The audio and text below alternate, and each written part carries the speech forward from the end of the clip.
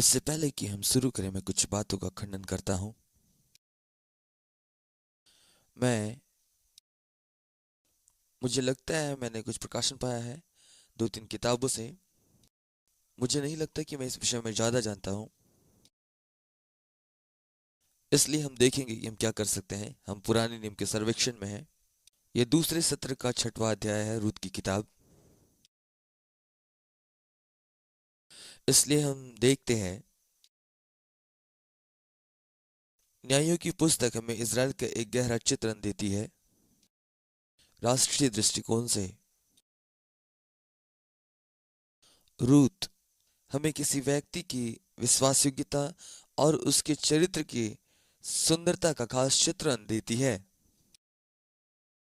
और मैं सोचता हूँ ये बहुत ही अच्छा समय होगा इन ये बातों को कहने का। मुझे नहीं लगता कि अब तक मैंने शायद इन बातों को कहा होगा, पर जैसे जैसे हम आगे बढ़ते हैं, पुराने नियम में हम देखते हैं बहुत बार परमेश्वर के लोगों की असफलता। अगर हम गौर से देखें तो हमारी बहुत सारी पिछली ऐसी बातें हैं। ऐसे बहुत कम लोग हुए जो परमेश्वर के साथ विश्वास योग्य और सच्चे रहे। इसलिए ऐसा नहीं है, हमें अपने आप को संभालने की आवश्यकता है ताकि ताकि हम ऐसा कुछ भी ना कहें जो सही ना हो। हमेशा कुछ पिछली बातें होती है और आज भी ऐसा ही है। कभी कभी हम कुछ भी बोलते हैं कि कोई नहीं कर रहा है, कोई नहीं कर रहा, परंतु वास्तव में ऐसे लोग हैं जो परमेश्वर के साथ चलते हैं और बहुत सारे कामों को कर रहे हैं। मैं हमेशा अचंभित होता हूँ जब यात्रा करने के दौरान मैंने देखा कि लोगों के बीच महान काम हो रहे हैं पर बहुत से लोग उसे नहीं जानते। लेकिन ये हमें याद दिलाता है कि जैसा हम सोचते हैं कि कुछ नहीं हो रहा है, परंतु यदि हम परमेश्वर के दृष्टिकोण से देखें बहुत बातें हो रही है। कुछ वर्ष पहले, थोड़ी देर के बाद मैं रूत में आता हूँ, लेकिन कुछ साल पहले हम एक छोटे से स्कूल में थे। हर कोई प्रचार्य यात्रा में एक साथ निकल जाते हैं और साधारणतः मैं और एंड्रू एक साथ प्रचार में निकलते थे। इसलिए हम लोग और वेल्स में प्रचार्य यात्रा के दौरान हम एक व्यक्ति के संपर्क में आए जिन्होंने स्मिथ विगल्सवर्थ के साथ यात्रा की। इसलिए हम उनसे मिलने गए और और उनके पास एक बहुत बड़ा घर था और उन्होंने अपने उस घर को खोला ताकि हम उसके साथ वहाँ रह सकें। और इसलिए हम अपने बस में चढ़ गए। मैं सोचता हूँ कि हमारे सभी छात्र अचंभित थे क्योंकि यहाँ एक व्यक्ति छोटी पैंट और चप्पल पहने हुए और एक डरावना मुखौटा लगाए हुए बस के अंदर कूद कर आता है और कहता है स्वागत है। और ये वही परमेश्वर के महान सेवक है जो स्मिथ विगल्सवर्थ के साथ यात्रा किए। पर हम अंदर गए, वहाँ हम लोग एक साथ खाना खाएं और बाहर कुर्सी में बैठे थे। एंड्रयू उनके बगल में बैठा था और उनसे कुछ पूछ रहा था। उन्होंने उनसे एक सवाल किया और कहा, ऐसा क्यों है, या आप ऐसा क्यों सोचते हैं कि स्मिथ विगल्सवर्थ ने इन सभी महान आश्चर्य कर्मों और परमेश्वर के कामों को देखा। उस समय में ऐसा क्यों होता था और आज ऐसा क्यों नहीं होता। और उनका उत्तर था कि तुम नहीं समझते हो। और उन्होंने कहा, एक समय था जब स्मिथ प्रसिद्धि की चोटी पर था। वो उन लोगों में से था जो परमेश्वर पर पूरा विश्वास करते थे, इसलिए वो कुछ बदनाम भी हुआ। उन्होंने कहा कि आज बहुत सारे लोग कार्य करते हैं परंतु हर व्यक्ति पहचान नहीं पाता है। पर उन्होंने कहा कि उन दिनों के बजाय आज ज्यादा काम हो रहा है स्मिथ के दिनों की अपेक्षा में। मैं सोचता हूँ कि कभी कभी हम संभावनाओं को भूल जाते हैं और जो कुछ भी मुझे कहना है वो यह है, हम जैसे ही पुराने नियम में जाते हैं एक गहरी तस्वीर देखते हैं, लेकिन हमेशा से लोगों की पिछली बातें रहे हैं जो उसके साथ विश्वास योग्य बने रहे।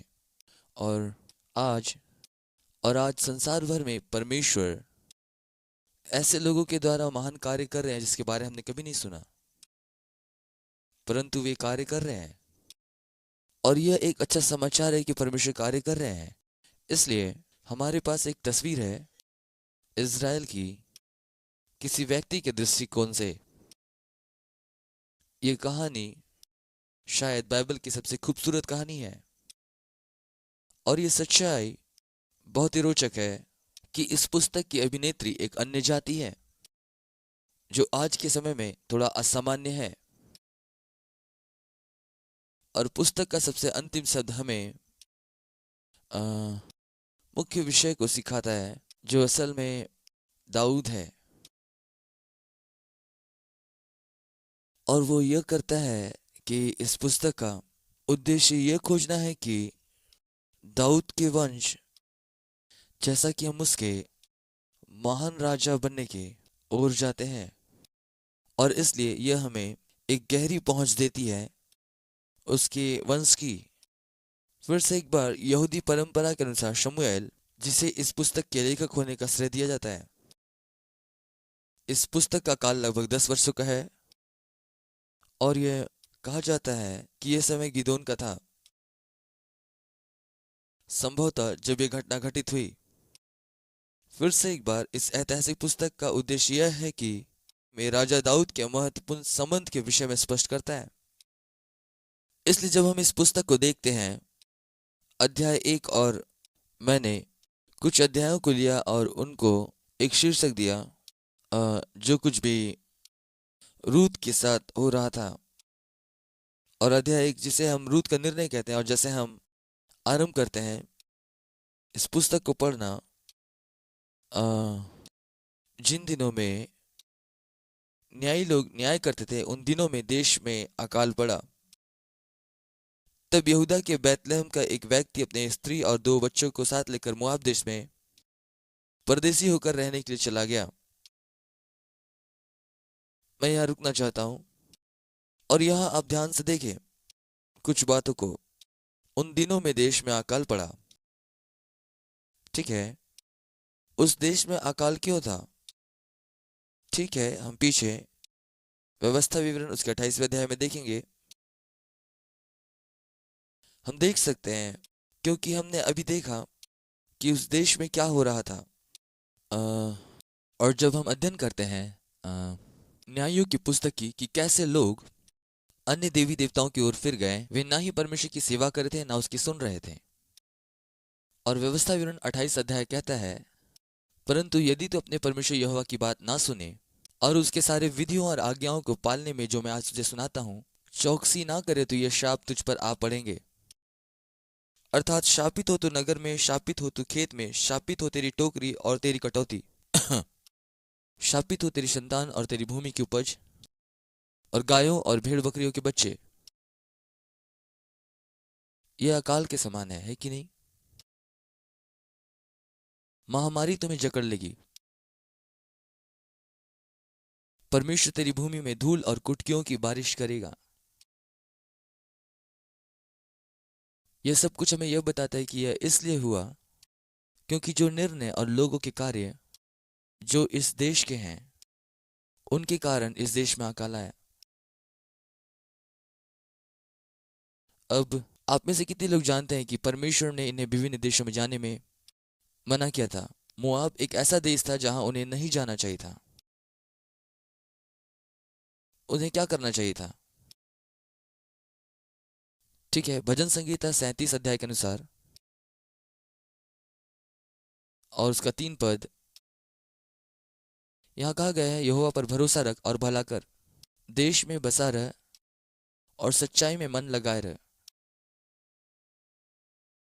दूसरे शब्दों में कहे तो परमेश्वर ने जो देश उन्हें दिया उन्हें छोड़ करके जाने को परमेश्वर ने कभी नहीं कहा। परंतु यहां उन्होंने परिस्थिति को देखकर निर्णय लिया, प्रतिज्ञाओं को अनदेखा किया और अपने परिवार को लेकर एक वर्जित देश की ओर चला गया। और उस व्यक्ति का नाम एलीमेलेक था।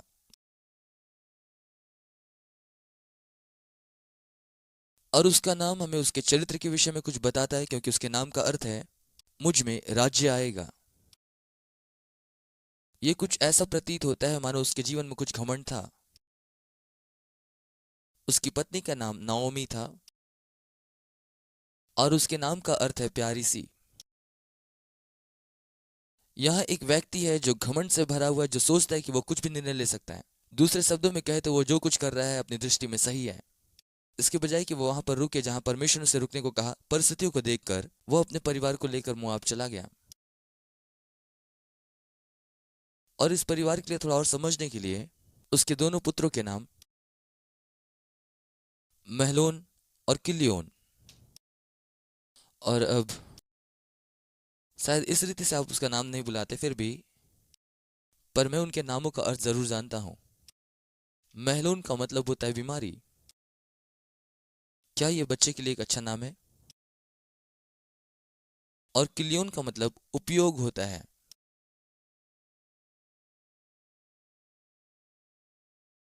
बोले गए वचनों की सामर्थ, ये बच्चे बीमारी और उपयोग नाम से बुलाए जाते थे। हे बीमारी इधर आ, उपयोग बैठ जाओ। वे मोआब के देश में आकर वहां रहे। और एलीमेलेक, नाओमी का पति, मर गया। वो त्यागी हुई थी और उसके दो बेटे थे और उन्होंने एक मोआबिन स्त्री से ब्याह कर लिया। और आप में से कितने लोग जानते हैं उन्हें यह भी नहीं करना चाहिए था। एक का नाम ओरपा, वो ओरपा है, ओपरा नहीं। और उसके नामों का अर्थ है सुंदर बालों वाली। जरूर उसके खूबसूरत बाल रहे होंगे। और दूसरी का नाम रूत था और उसके नाम का अर्थ है मित्रता।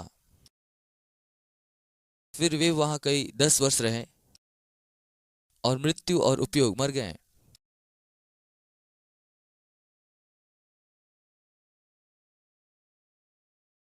और वो अपने पति और अपने बेटों के बिना थी, इसलिए अपने बहुओं के पास गई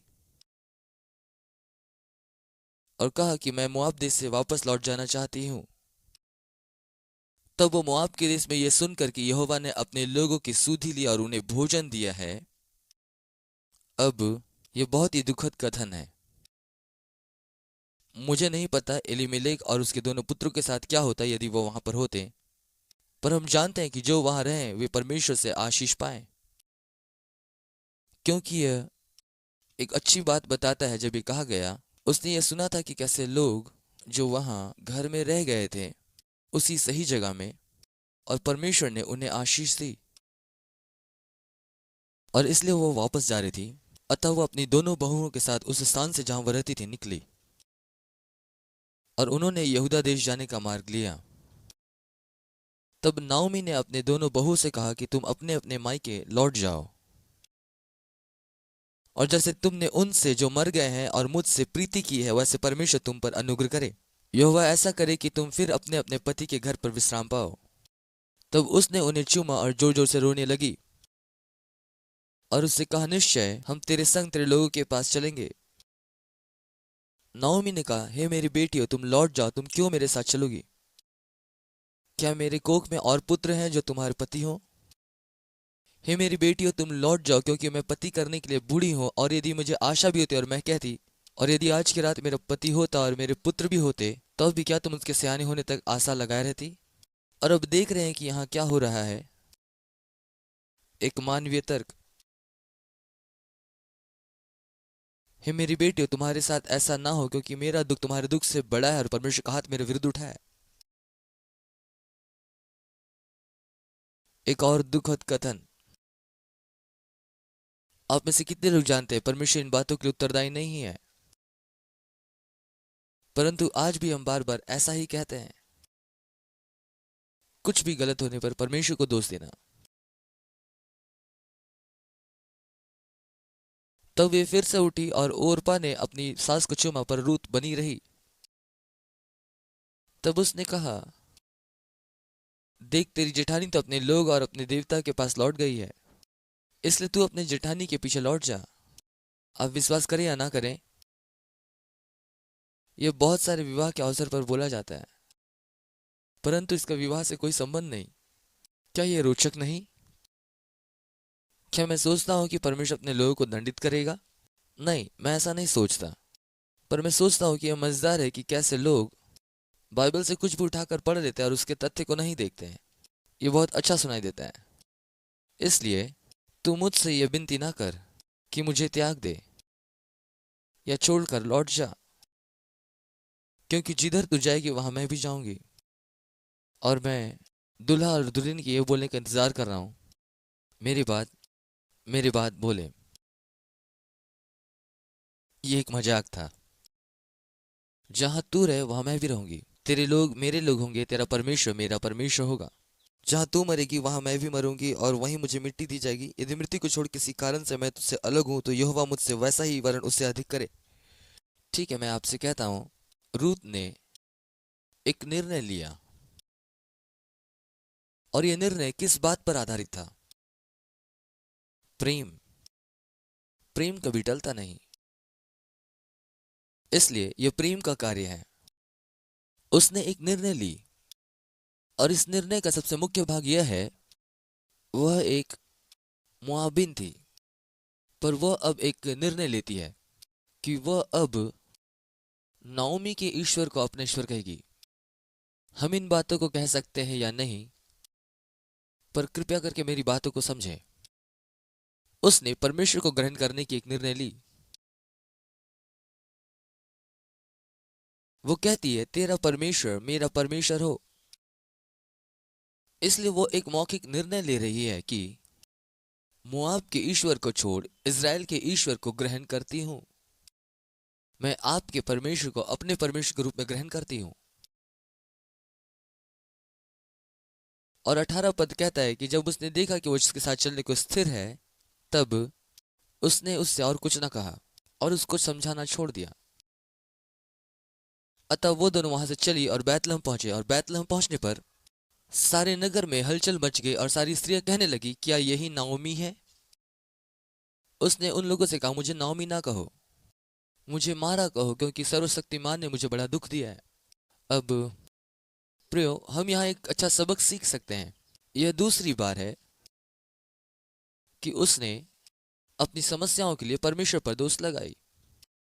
सही है, परंतु हम जानते हैं कि जो कुछ उसके साथ हुआ था, यह सब उसके और उसके पति के निर्णय की वजह से था, और इन बातों का परमेश्वर के साथ कोई संबंध नहीं है।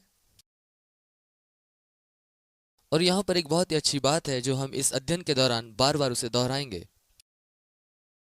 और यही एक कारण है कि वचन की सच्चाई को सही तरीके से लोगों में बांटना है। और वो हमें समझाता है कि हर एक बात जो परमेश्वर के वचन में है, वही परमेश्वर का वचन नहीं है। दूसरे शब्दों में कहे तो वहां ऐसा लिखा हुआ है, परमेश्वर के वचन में पवित्र आत्मा की अगुवाई से लोगों ने परमेश्वर से प्रेरणा पाकर इसे लिखा, क्योंकि यह परमेश्वर का वचन नहीं है। क्योंकि परमेश्वर यहां खुद नहीं कहता है कि वो इस स्त्री के साथ बुरा किया है, यह तो उस स्त्री का विचार था। और आइए, जब हम अय्यूब की पुस्तक पढ़ते हैं तो यह बात बहुत ही स्पष्ट हो जाती है कि हर वो बात जो लिखी गई है वो परमेश्वर ने नहीं कही। पर यह बात अजीब नहीं कि बहुत सारे प्रचारक, जबकि ये बाइबल में है, इसे लेकर परमेश्वर के वचन की तरह सिखाते हैं। पर मुझे और आपको पवित्र आत्मा की अगुवाई में होकर यह समझना होगा कि हम परमेश्वर के वचन को सही तरीके से बांटे, यह समझते हो कि परमेश्वर हमसे क्या कहता है और क्या लिखा हुआ है। पर आप आश्चर्यचकित हो जाएंगे जानकर कि बहुत सारे लोगों ने इसे पढ़ा और इस निर्णय पे पहुंचे कि जो कुछ भी उनके साथ बुरा हो रहा, उन सब बातों के पीछे परमेश्वर है। और हो सकता है आप कहेंगे कि आप ऐसा कैसे कह सकते हैं, इसलिए आइए हम वचन में से देखें। ठीक है, हाँ, कि यहोवा ही ने मेरे विरुद्ध साक्षी दी और सर्वशक्तिमान ने मुझे दुख दिया है। और ये बाइबल में है, जो ये दिखाता है कि परमेश्वर आपको दुख देता है।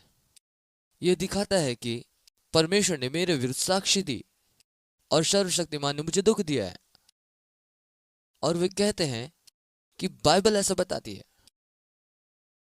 इसलिए फिर से एक बार हमें अपने आप को याद दिलाना होगा कि हर एक वचन जो बाइबल में लिखा गया है, पवित्र आत्मा की प्रेरणा पाकर लिखा गया है। लेकिन हर वो वचन जो बाइबल में है, परमेश्वर का नहीं है। अब यूहन्ना पहला अध्याय। आदि में वचन था और वचन परमेश्वर के साथ था और वचन परमेश्वर था। आप में से कितने लोग जानते हैं कि यह नहीं कहा गया कि आदि में बाइबल था? इसलिए कोई भी पत्थर ना निकाले, क्योंकि भाई मेरे पास तो मेरा अपना बैग है। मैं कोई धर्म विरोधी नहीं हूं, लेकिन मैं इतना कहना चाहता हूं कि हम परमेश्वर के वचन को सच्चाई से बांटे। और परमेश्वर का वचन जो उत्पत्ति से प्रकाशित वाक्य तक यहाँ वर्णित है, लेकिन हर एक वो वचन जो यहाँ है परमेश्वर का नहीं है। ठीक है? और इसलिए हम यहाँ पर सीखेंगे कि कैसे हम बाइबल पढ़ें और कैसे इसका सही अनुवाद करें। और हमें यह देखना है कि क्या ये परमेश्वर हमसे कह रहे हैं, क्या परमेश्वर किसी व्यक्ति के द्वारा हमसे बातें कर रहे हैं या फिर किसी मनुष्य का विचार हम देख रहे हैं। और जैसा कि मैं कहता हूं, और ये इतना असामान्य नहीं है, और जैसा मैं कहता हूं कि अयूब को हम देखेंगे और आप इस बात को पाएंगे कि बहुत सारे प्रचारक अपने मार्ग से हटकर अयूब के दोस्तों को और अयूब को सही रीति से नहीं जानते हैं और वचन को परिस्थितियों में लागू करते हैं। परमेश्वर ने दिया और परमेश्वर ने लिया, परमेश्वर का नाम धन्य हो। आप में से कितने लोग जानते हैं कि एक गीत भी है जो वे गाते हैं, और जब वो गाते हैं तो उसे एक बार नहीं गाते, उसे बार बार गाते हैं कि परमेश्वर ने दिया, परमेश्वर ने लिया, यहोवा का नाम धन्य हो। और मैं सोचता रहता हूँ, फू फू फू। मेरा मतलब है हमें पांचों सेवकाएं उन्हें समझानी चाहिए। और ये बहुत ही साधारण है। अयूब के पहले 2 अध्यायों में भी लिखा है, जिसने सब कुछ ले लिया वो शैतान है। और वे खड़े होकर कहते हैं परमेश्वर ने दिया, परमेश्वर ने लिया, परमेश्वर का नाम धन्य हो। देखिए, परमेश्वर के वचन को ठीक ढंग से बांटना सीखें। यह नाओमी का विचार था और उसके पास प्रकाशन नहीं था, वो नया जन्म नहीं पाई थी। इसलिए जो कुछ होता है उसमें वो परमेश्वर को दोषी ठहराती है। और बड़े दुख के साथ कहना पड़ता है, हमने उन्हें आज के समय के अनुसार ले लिया और आज भी प्रचारक खड़े होते हैं और वो कहते हैं कि परमेश्वर ने यह आपको सबक सिखाने के लिए किया, और वे आपको वचन दिखाते, परंतु वो सही में परमेश्वर का वचन नहीं है। ठीक है? इस प्रकार नाओमी अपनी मोआबिन बहू रूत के साथ लौटती है, जो मोआब देश से आई थी। वे जौ की कटनी के पूर्व बैतलहम में पहुंचे। और हम लोग दूसरे अध्याय में आते हैं, जिसे मैं रूत की सेवा कहता हूं, या प्रेम का प्रत्युत्तर।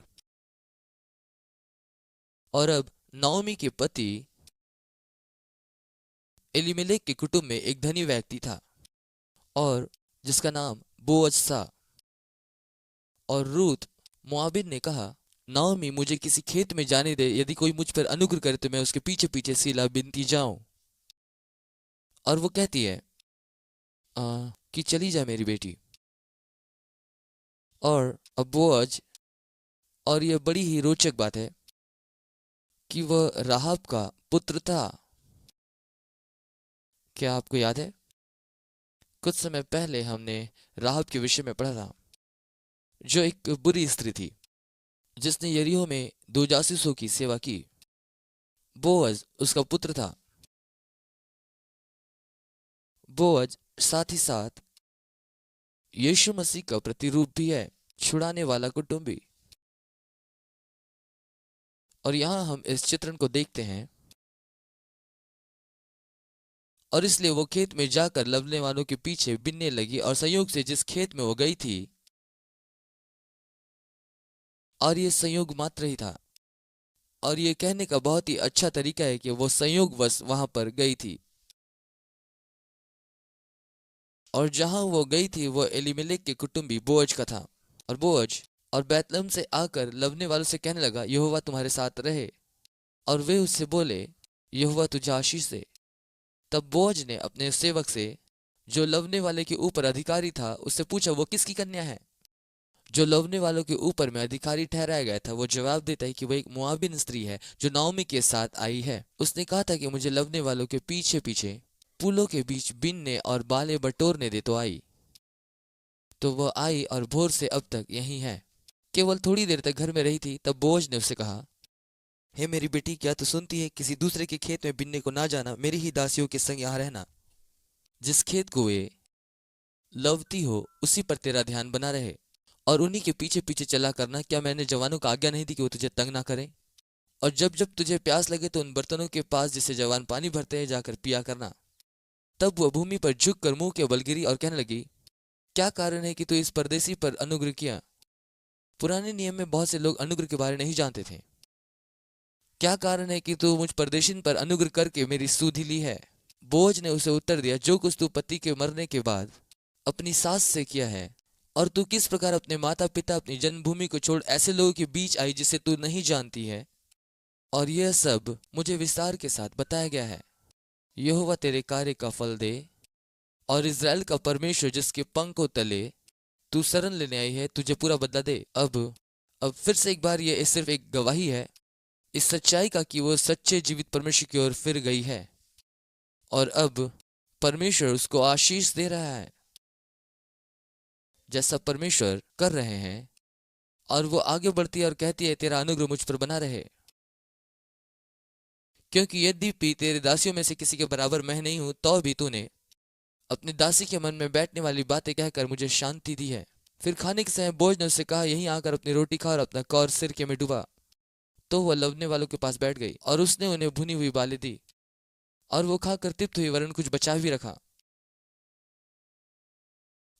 और जब वो बीनने को उठी तब बोझ ने अपने जवानों को आज्ञा दी, उसको पुलों के बीच बीच भी बीनने दो और उस पर दोष न लगाओ। और यहाँ परमेश्वर का अनुग्रह हम देखते हैं कि और उसके साथ था, और वो वापस आई अपनी सास को उस व्यक्ति का नाम जो बोअज था बताई। और नाओमी ने अपनी बहू से कहा, वो यहोवा की ओर से आशीष पाए, क्योंकि ना तो उसने जीवितों पर से और ना ही मरे हुए पर से अपने करुणा हटाई। फिर नाओमी ने कहा, वो पुरुष तो हमारा कुटुंबी है जिसे हमारी भूमि छुड़ाने का अधिकार है। 21वां पद। तब मोआबिन रूत बोली, उसने मुझसे यह भी कहा कि जब तक मेरा दास अपना काम पूरा ना कर ले तब तक तुम उनके साथ रहना। नाओमी ने कहा, यह अच्छा है। जौ और गेहूं दोनों की कटनी के अंत तक बिनने के लिए बोअज की दासियों के साथ साथ लगी रही और अपनी सास की यहाँ रहती थी। अध्याय 3।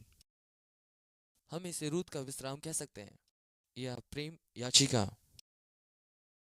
उसकी सास नाओमी ने उसे कहा, हे मेरी बेटी, क्या मैं तेरे लिए ठाव ना ढूंढूं कि तेरा भला हो?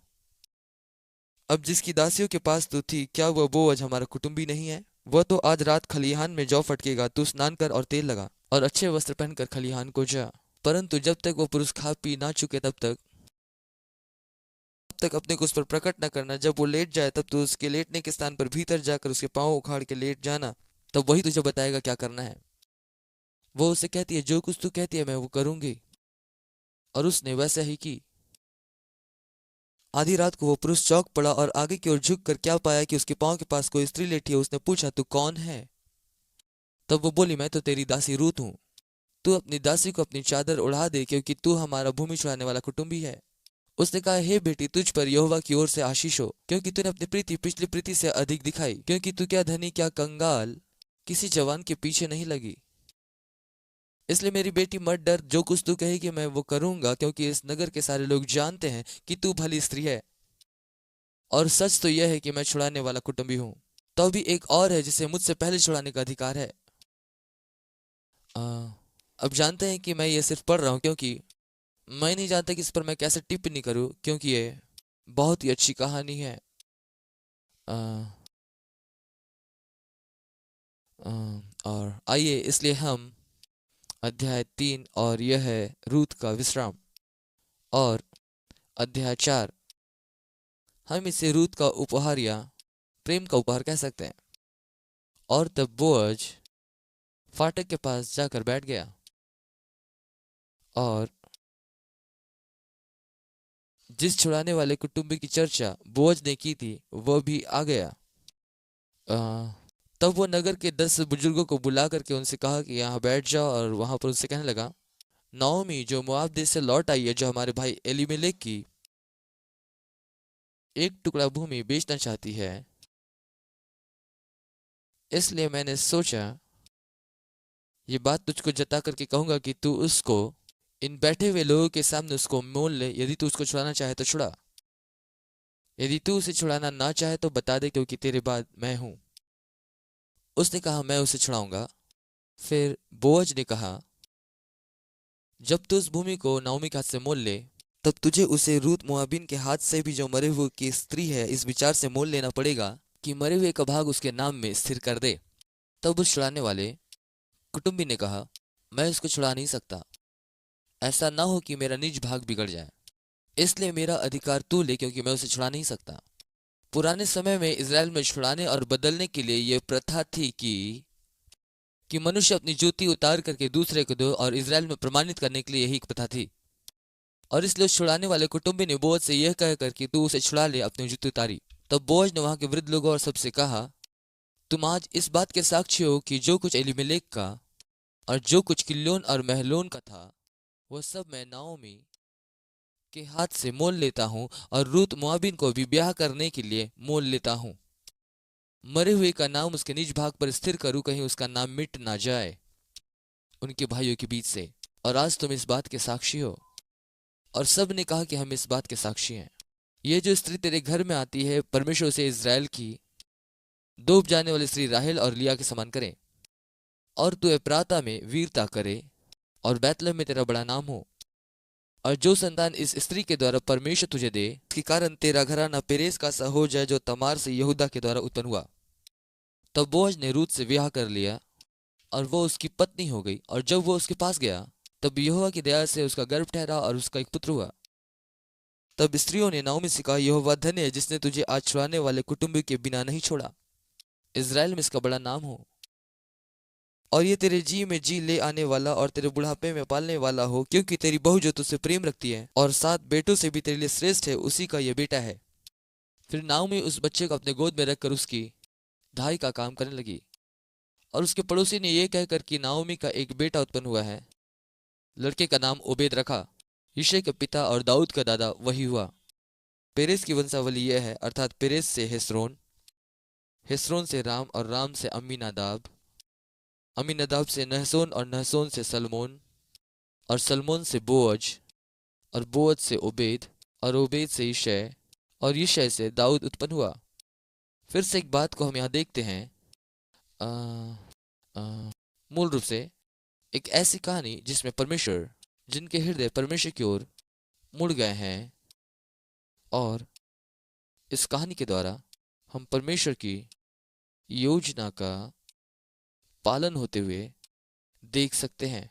और यह हमें प्रदान करता है कि परमेश्वर हम सबसे प्रेम करता है, और वो हमको आशीष देना चाहता है। कभी कभी हम इस सत्य को भूल जाते हैं, क्योंकि उसने इज़राइल को चुना